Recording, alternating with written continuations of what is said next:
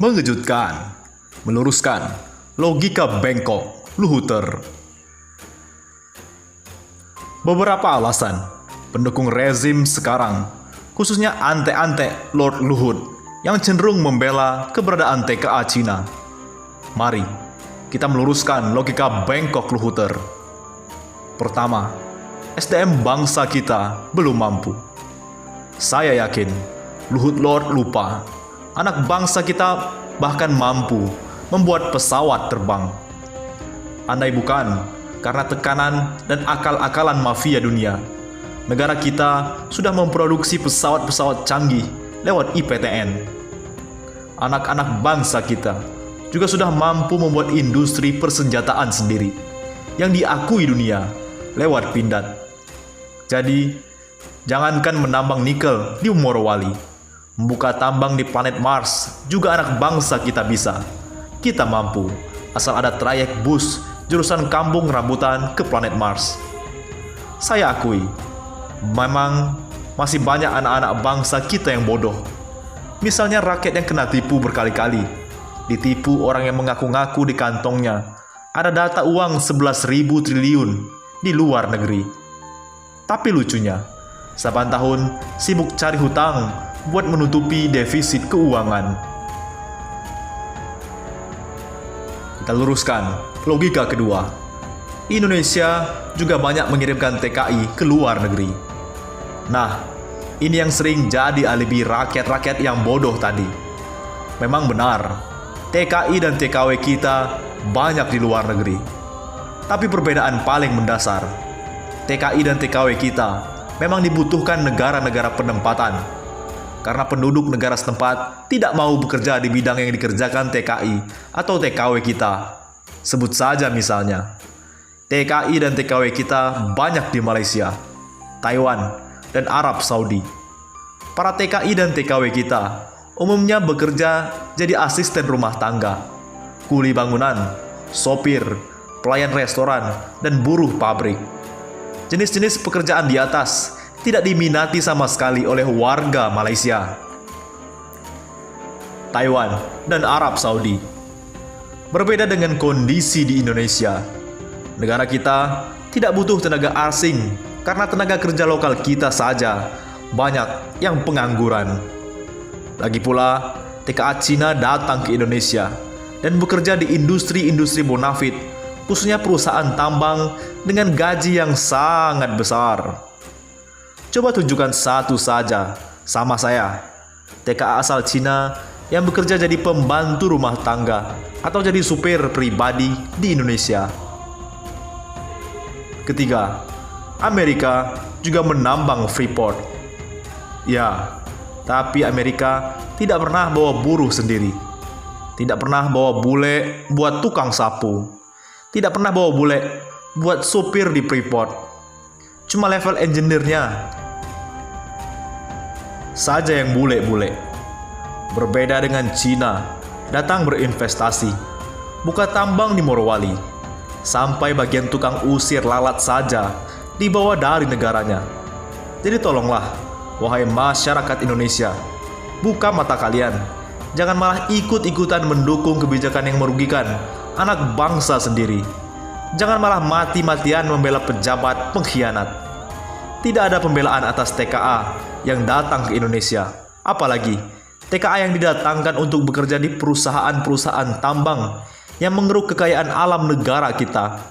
Seharusnya semua kekayaan alam Nusantara untuk kesejahteraan anak bangsa, bukan malah untuk memakmurkan TKA dari Cina.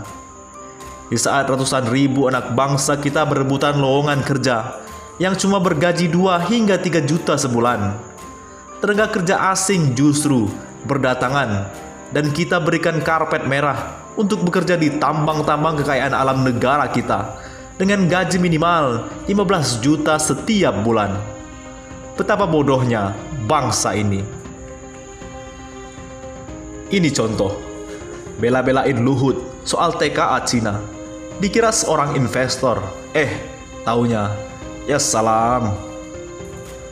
Kadang yang membuat saya bingung itu seperti Bro Supriyanto Yanto ini. Saya berteriak-teriak agar TKA asing di stop dan lapangan kerja di pertambangan diberikan ke anak-anak bangsa sendiri. Si Yanto malah marah. Saya penasaran dengan yang bersangkutan. Apa sih bisnis kawan kita ini sampai ikutan membela kebijakan yang menurut saya lebih pro bangsa asing? Apakah si Yanto seorang investor antar negara juga? Atau bisnisnya sudah menggurita di seluruh dunia? Kalau misalnya begitu, ya wajar juga.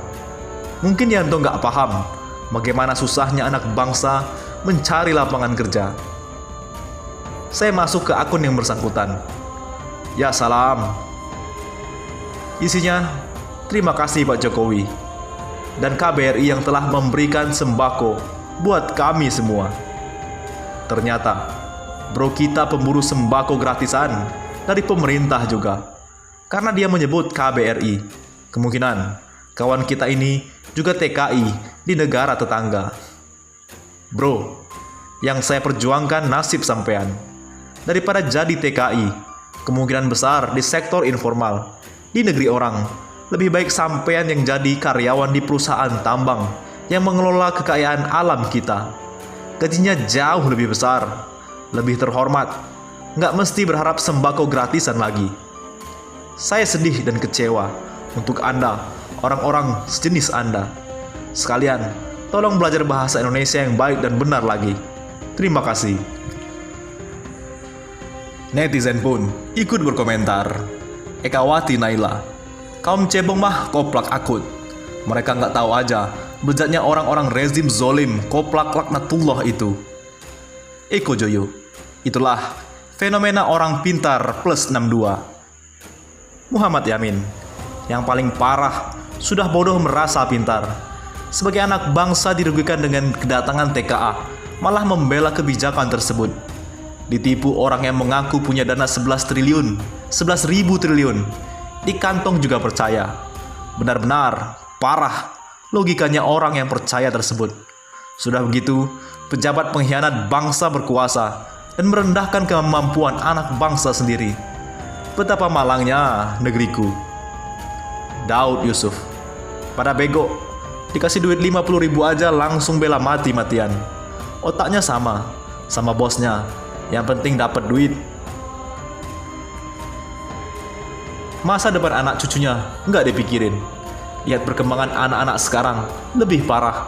Karena kebanyakan nganggur. Jadinya apa baik dilakuin. Yang penting dapat duit. Itulah gara-gara orang tua yang anggap enteng permasalahan. Yang penting dapat duit. Masa depan anak cucunya nggak dipikirin.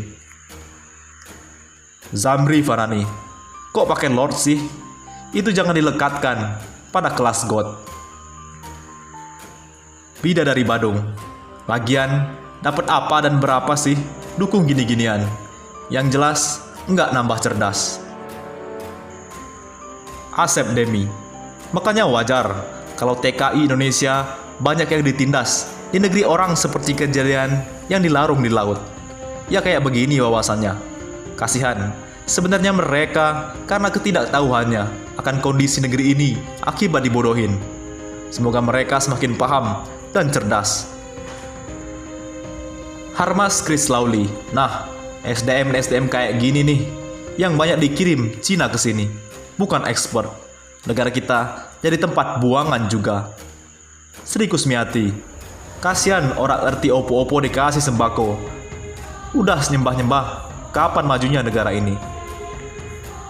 Kata santri tulen, Yanto, kasihan nasib lo. Bela-belain si juragan sama jengot. Ulang, sama-sama jongos.